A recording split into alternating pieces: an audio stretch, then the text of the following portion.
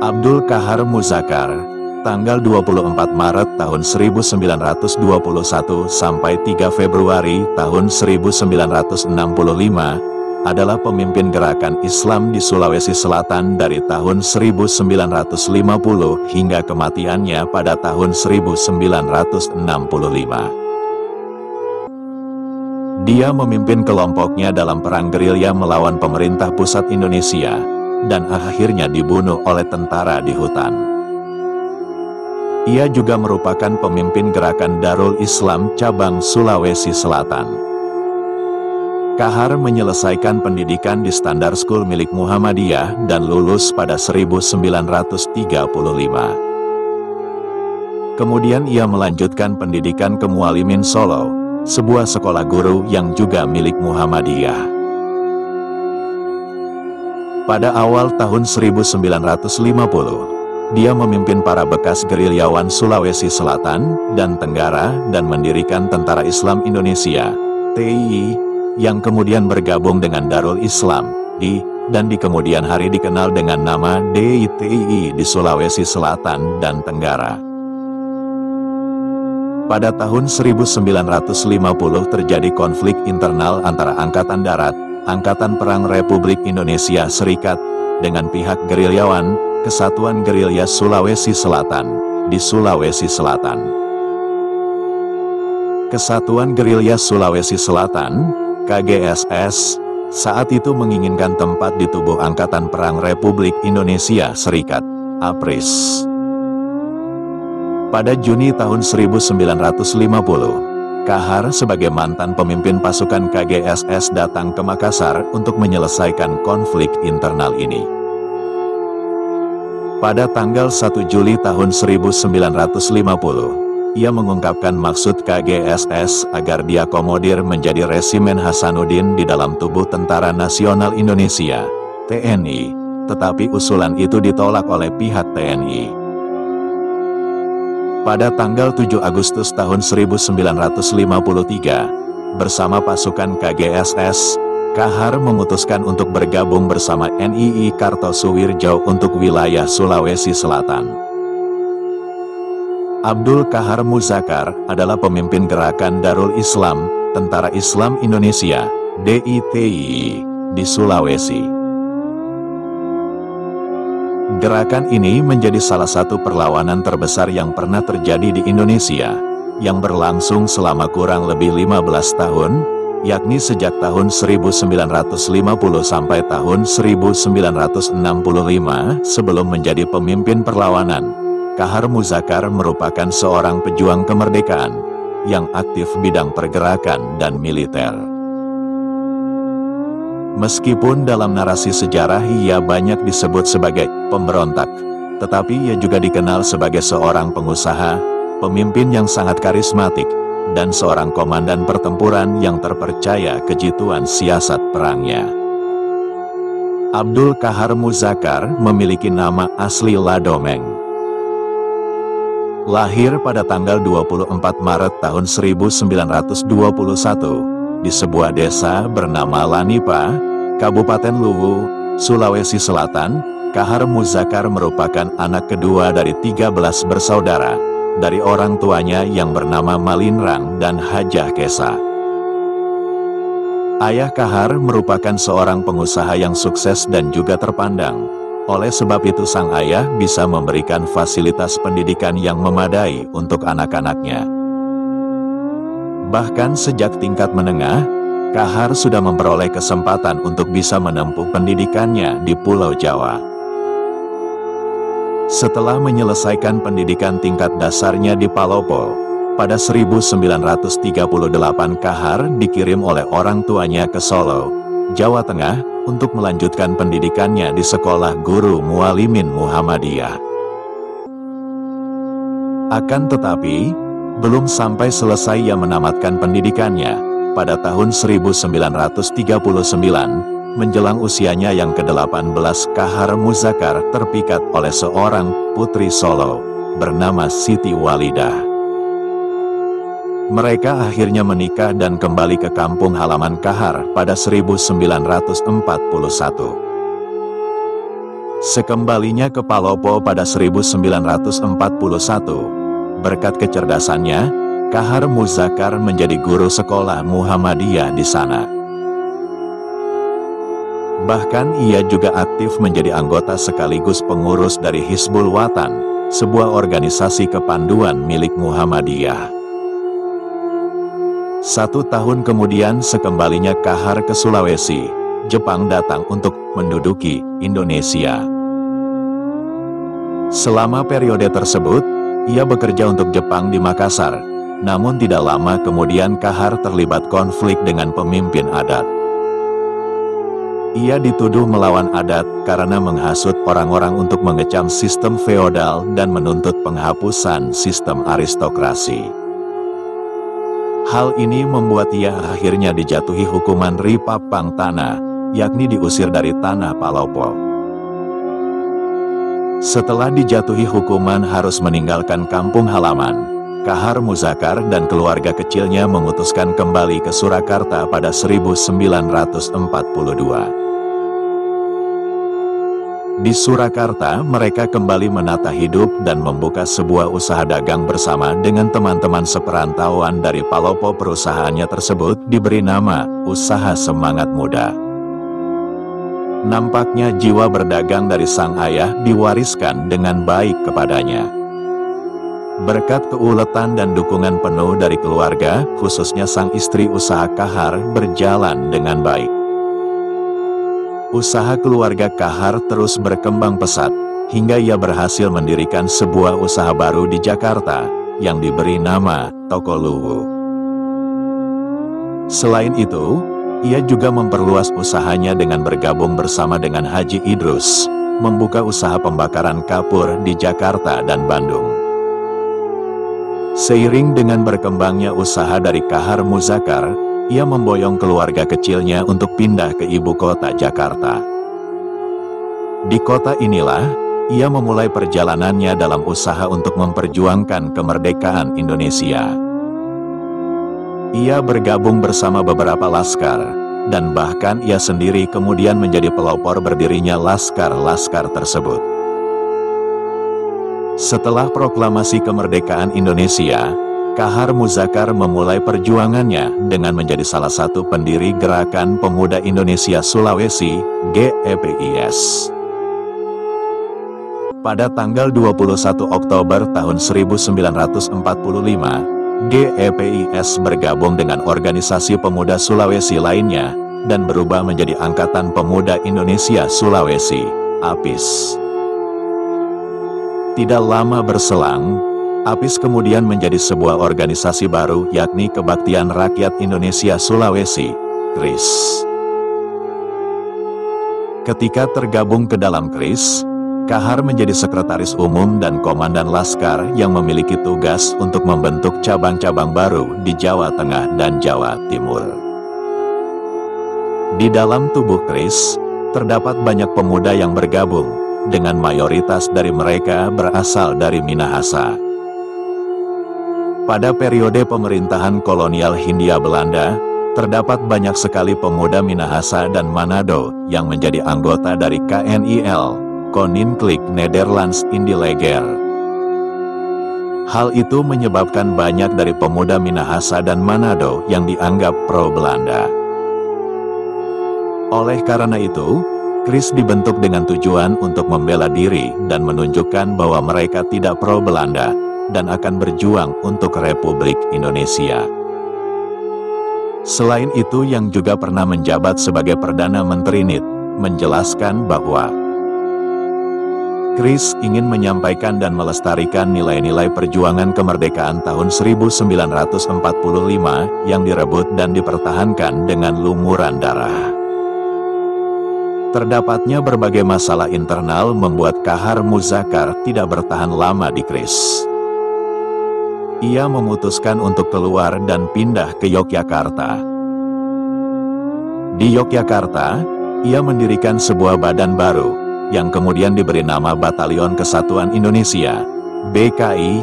Adapun anggota dari BKI ini mayoritas adalah mantan para tahanan di Nusa Kambangan, yang diberikan pelatihan militer singkat oleh Kahar Muzakkar.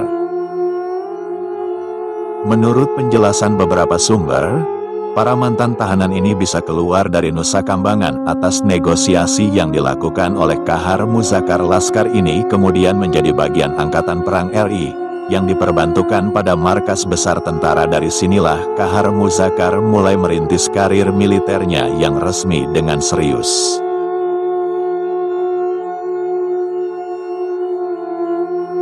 Karir militer Kahar Muzakar menjadi semakin cemerlang ketika pada Maret tahun 1946, Laskar Besutannya resmi menjadi bagian dari Tentara Republik untuk Persiapan Pembebasan Sulawesi, dengan ia sendiri sebagai komandannya, berdasarkan mandat langsung dari Panglima Besar Jenderal Sudirman. Selama menjalankan misinya ini, beberapa kali mengalami perubahan nama dan status.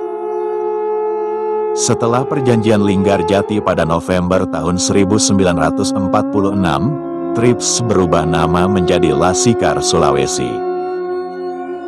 Sebagai sebuah laskar, Laskar Sulawesi kemudian tergabung ke dalam Biro Perjuangan, Menteri Pertahanan, dan berubah nama menjadi Resimen Hasanuddin.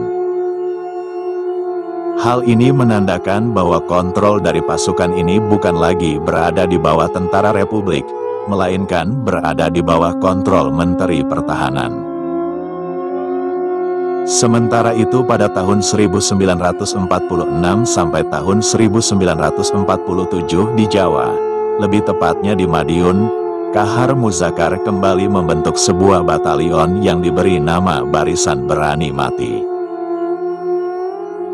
Pada 1947, Tentara Republik Indonesia berubah nama menjadi TNI, Tentara Nasional Indonesia, dan kemudian mengharuskan semua unit-unit tidak beraturan tergabung menjadi satu di bawah payung TNI.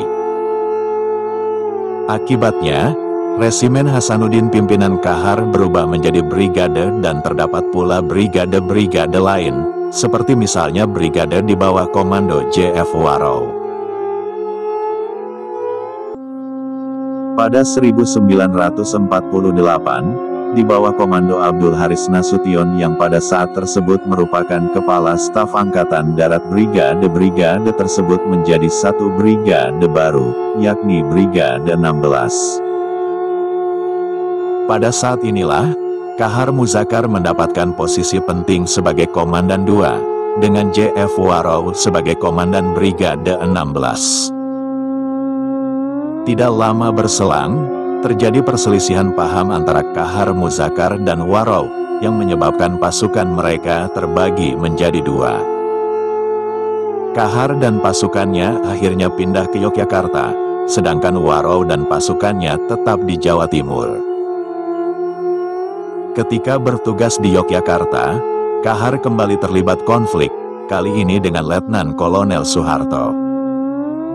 Akibatnya, Kahar Muzakar ditegur dan direndahkan. Selain itu, ia dan pasukannya juga dilarang memasuki kota Yogyakarta untuk mengurangi ketegangan. Akhirnya pada 1949 Kahar diberikan tugas baru, yakni sebagai komandan dari Komando Grup Seberang, yang meliputi Kalimantan, Sunda Kecil, Maluku, dan Sulawesi. Pasukan inilah yang kemudian menjadi basis utama perlawanan DITI Kahar Muzakar di Sulawesi Selatan. Dalam kapasitasnya sebagai komandan dari Komando Grup Seberang, pada 1950 Kahar kembali ke Sulawesi untuk melancarkan negosiasi bersama dengan para pasukan gerilya daerah, khususnya Kesatuan Gerilya Sulawesi Selatan, KGSS. Kahar tiba di Makassar pada tanggal 22 Juni tahun 1950. Setibanya di kota tersebut, ia langsung melakukan perjalanan untuk membujuk para gerilyawan agar dapat menerima kondisi yang diusulkan oleh Republik pada tanggal 1 Juli tahun 1950. Kahar kemudian menemui Alex Kawilarang untuk menyampaikan proposal yang dibuat oleh para gerilyawan. Mereka meminta jumlah gerilyawan yang diterima di Angkatan Darat, setidaknya harus berjumlah satu brigade, dan tidak dipisah-pisahkan. Artinya, Mereka tetap ingin menjadi sebuah kesatuan, di bawah payung Brigade Hasanuddin. Akan tetapi, Kawilarang kemudian menolak permintaan tersebut. Kawilarang justru mengeluarkan dekrit yang berisi pembubaran KGSS. Setelah mendengar jawaban dari Kawilarang, Kahar Muzakar merasa sangat kecewa atas keputusan tersebut. Ia memutuskan untuk meletakkan jabatan di Angkatan Darat dan menyerahkan lencananya kepada komandan. Ia kemudian memilih bergabung bersama dengan para personel KGSS yang dibubarkan Kawilarang, untuk kemudian memimpin perlawanan di Sulawesi Selatan. Sesaat setelah ia memutuskan untuk keluar dari AD dan bergabung dengan pasukan gerilya Sulawesi Selatan, Kahar Muzakar bertemu dengan Andi Sose, Komandan Batalion 4 Walter Monginsidi, yang kemudian bergabung dengan gerakan perlawanan Kahar Muzakar. Ia dibawa ke sebuah daerah bernama Baraka, yang terletak di Kabupaten Enrekang. Daerah inilah yang kemudian menjadi basis pertahanan pertama DITI Kahar Muzakar. Sejak saat itulah, Kahar Muzakar memulai petualangannya untuk bergerilya dari hutan ke hutan di Sulawesi Selatan. Selama masa-masa awal pemberontakan Kahar, pemerintah beberapa kali berusaha untuk menyelesaikan konflik dengan Kahar Muzakar. Salah satu usaha pemerintah yang pernah dilakukan adalah dengan melakukan perundingan Enrekang. Meskipun pada akhirnya perundingan ini juga berujung pada kegagalan perlawanan menjadi semakin kuat, ketika pada 1953 Kahar Muzakar secara resmi memutuskan untuk bergabung dengan gerakan DITI Kartosuwiryo yang berbasis di Jawa Barat. Gerakan Darul Islam atau DITI merupakan sebuah gerakan yang dilakukan dengan tujuan untuk mendirikan sebuah negara berdasarkan hukum Islam. Kartosuwiryo memproklamasikan berdirinya negara Islam Indonesia ini pada tanggal 7 Agustus tahun 1949, sebagai bentuk kekecewaannya terhadap hasil keputusan Perjanjian Renville. Untuk mengumumkan gerakannya ini, Kahar Muzakar menempelkan pamflet di pohon-pohon, sementara sekitar 400 anak buahnya menyerang ibu kota Sulawesi, Makassar, lebih tepatnya ingin merebut kota pangkat Jene, The West Australian, edisi tanggal 10 Agustus tahun 1953. Gerakan DITI Kahar Muzakar terfokus pada wilayah pedalaman sekitar Sulawesi Selatan. Pada bulan Juli tahun 1950, ia mengawali perlawanannya dengan masuk ke hutan-hutan bermodalkan senjata, peralatan-peralatan, dan sejumlah uang. Hingga 1954, Kahar Muzakar berhasil mengumpulkan sekitar 20.000 anggota, yang membantunya dalam melancarkan aksi tersebut. Newcastle Morning Herald and Miners Advocate, edisi tanggal 8 Desember tahun 1954. Akan tetapi, seiring dengan berjalannya waktu, gerakan ini menimbulkan kerusuhan dan pertumpahan darah di Sulawesi Selatan. Jembatan dirusak, pohon-pohon ditebangi, saluran telepon diputuskan, dan banyak kerusuhan-kerusuhan lainnya. Koran Australia, Advocate, edisi tanggal 26 Februari tahun 1954, menerbitkan sebuah artikel yang juga menceritakan kekacauan yang terjadi di Makassar. Di dalam artikel dijelaskan bahwa selain itu, surat kabar The Castle Sun, edisi tanggal 15 Oktober tahun 1953 juga memberitakan bahwa pasukan Kahar Muzakar menyerang orang-orang Kristen di Sulawesi Selatan. Dalam surat kabar tersebut disebutkan bahwa orang-orang Kristen diusir dari gereja, dianiaya, bahkan hingga dibunuh oleh para pasukan Kahar Muzakar. Hal ini dilakukan karena mereka menolak untuk memeluk agama Islam. Terhitung semenjak 1951 hingga 1953, sebanyak 20.000 orang Kristen di Sulawesi Selatan melarikan diri dari rumah. Banyak gereja, sekolah, hingga buku-buku agama yang dibakar. The Newcastle Sun, edisi tanggal 15 Oktober tahun 1953. Seiring dengan berjalannya waktu, terjadi perbedaan pandangan antara Kahar Muzakar dengan Kartosuwiryo. Kartosuwiryo menghendaki bahwa bentuk negara tetap sebagai negara kesatuan Islam, sementara sebaliknya, Kahar Muzakar menghendaki sebuah negara federasi Islam. Oleh karena itu, ia kemudian mencetuskan gagasan Republik Persatuan Islam Indonesia, RPI, yang ia kemukakan pada pertemuan Urgenti Pejuang Islam Revolusioner 3, PUPIR 3. Pertemuan ini diselenggarakan pada tanggal 14 Mei tahun 1962. Dari pertemuan ini dilahirkan apa yang kemudian dikenal sebagai Piagam Makalua, dan pada saat itu pula Kahar mendeklarasikan berdirinya Republik Persatuan Islam Indonesia, RPI. Hal ini membuat secara otomatis pula ia keluar dari Darul Islam. Perlawanan yang dilakukan oleh Kahar Muzakar melalui gerakan DITI-nya di Sulawesi Selatan, tidak selalu meninggalkan kesan buruk, khususnya bagi rakyat Sulawesi Selatan. Di balik upaya perlawanannya, Kahar juga berjasa terhadap perkembangan pendidikan, khususnya di bagian pedalaman Sulawesi Selatan. Pada periode awal perlawanannya, Kahar dengan dibantu oleh istri keduanya, Cori van Steenhuis, mendirikan sekolah di wilayah pedalaman Sulawesi Selatan. Adapun sekolah yang dibangun adalah sekolah umum dan sekolah keputrian yang berada di bawah payung Gerakan Wanita Islam, gagasan Kahar dan sang istri. Dalam menjalankan sekolah ini, Kahar Muzakar menyerahkan kepengurusannya kepada Cori van Steenhuis, yang dibantu oleh Siti Hamri, istri dari Bahar Mataliu. Siswa-siswa yang bersekolah di sini berasal dari berbagai wilayah. Khusus untuk sekolah keputrian, dilaksanakan selama 6 bulan, dengan mata pelajaran berupa keterampilan wanita seperti menyulam dan menjahit.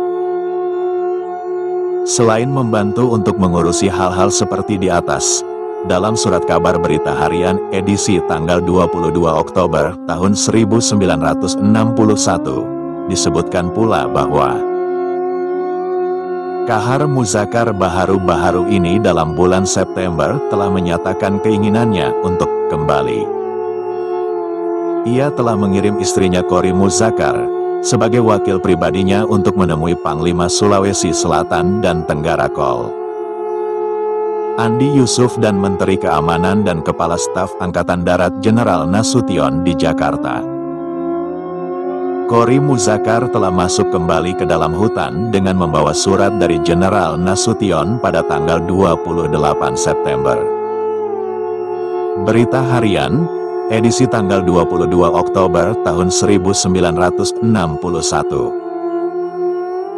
RPI yang dicetuskan oleh Kahar Muzakar tidak bertahan lama, karena permasalahan internal yang terus-menerus membuat gerakan ini kehilangan banyak anggota.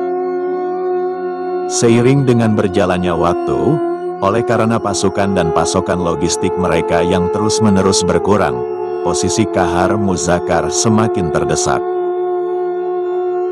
Hal ini menyebabkan Kahar dan pasukannya yang tersisa harus mundur dan masuk ke hutan di wilayah Sulawesi Tenggara. Situasi ini segera dimanfaatkan oleh pemerintah untuk melumpuhkan Kahar Muzakar.